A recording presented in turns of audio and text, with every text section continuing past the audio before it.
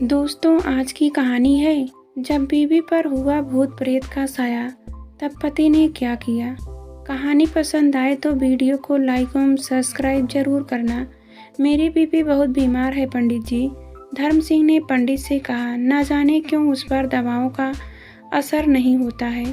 जब वह मुझे घूर कर देखती है तो मैं डर जाता हूँ। तुम्हारी बीवी कब से बीमार है?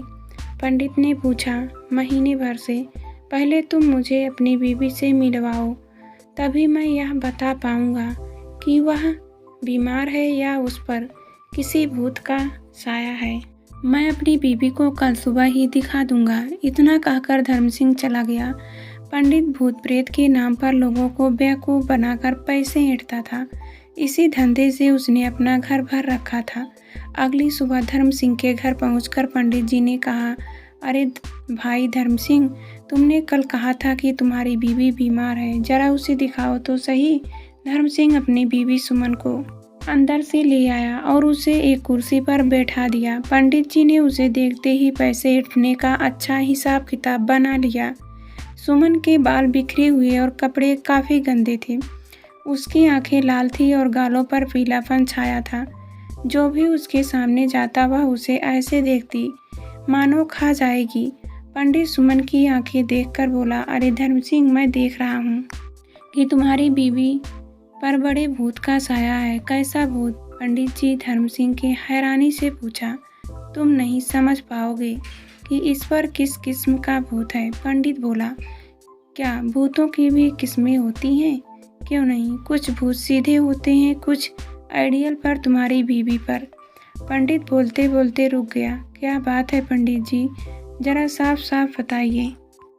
यही कि तुम्हारी बीवी पर सीधे साधे भूत का साया नहीं है, इस पर ऐसे भूत का साया है जो इंसान को जान ले लेती है। पंडित ने हाथ की उंगली उठाकर जवाब दिया। फिर तो पंडित जी मुझे बताइए कि इसका हल क्या है। धर्म सिंह कुछ सोचते हुए बोला। पंडित ने हाथ में पानी लेकर बुदबुदाते हुए सुमन पर फेंका और बोला, बता तू कौन है, यहाँ क्या करने आया है? क्या तू इसे लेकर जाएगा? मगर मेरे होते हुए तू ऐसा नहीं कर सकता। पंडित जी, क्या आप किससे बातें कर रहे हैं? धर्म सिंह ने पूछा। भूत से, जो तेरी बीवी पर चिपटा है। होठों से उंगली सटाकर पंडित ने धीरे से कहा। क्या भूत बोलता है? धर्म सिंह ने सवाल किया। हाँ, भूत बोलता है, पर सिर्फ हमसे, आम आदमी से नहीं। तो क्या कहता है यह भूत? धर्म सिंह, भूत कहता है कि वह भेंट चाहता है। कैसी भेंट? यह सुनकर धर्म सिंह चकरा गया। मुर्गे की। पंडित ने कहा, पर हम लोग तो शाकाहारी हैं, तुम नहीं चढ़ा सकते हो तो मुझे दे देना, मैं चढ़ा दूंगा। पंडित ने रास्ता सुझाया। पंडित जी मुझे एक बात बताओ। पूछो, क्या बात है? मेरी बीवी पर कौन सी किस्म का भूत है? पंडित ने सुमन की तरफ उंगली उठाते हुए कहा, इस पर चौराहे की काली का असर है।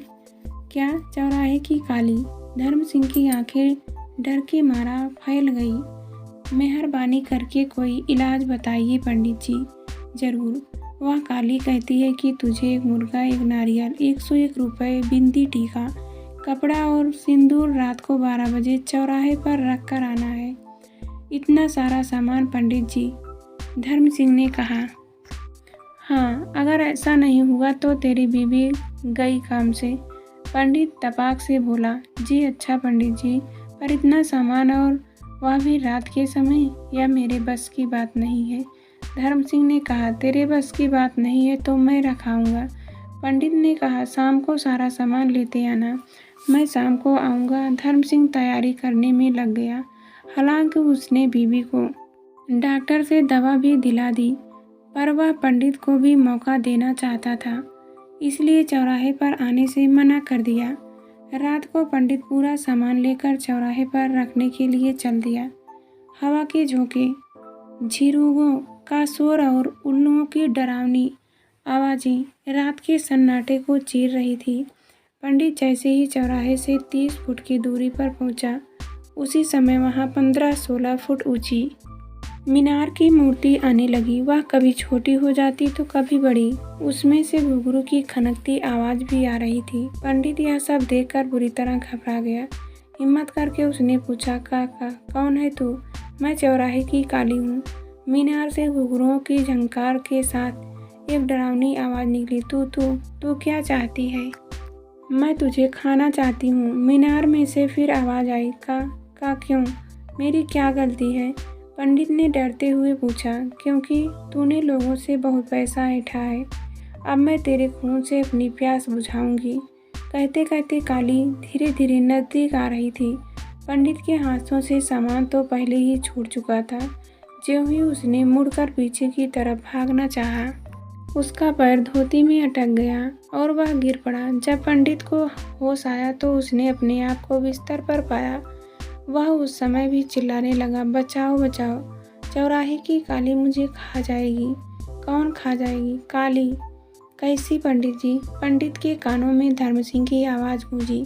पंडित ने आंखें खोली तो अपने सामने धर्म सिंह व गांव के तमाम लोगों को खड़ा पाया।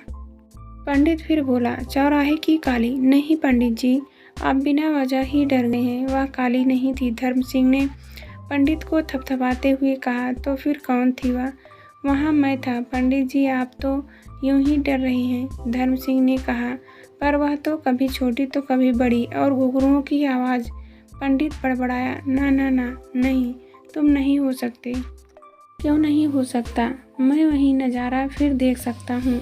इतना कहकर धर्म सिंह काला कपड़ा लगा लंबा बांस जिसमें घुघरू लगे थे ले आया।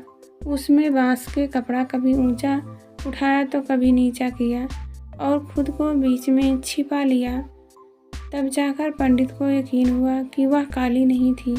धर्म सिंह ने पंडित से कहा, इस दुनिया में न तो भूत है और न ही चुड़ैल। यह सारा चक्कर तो सरासर मक्कारी और फरेब का है।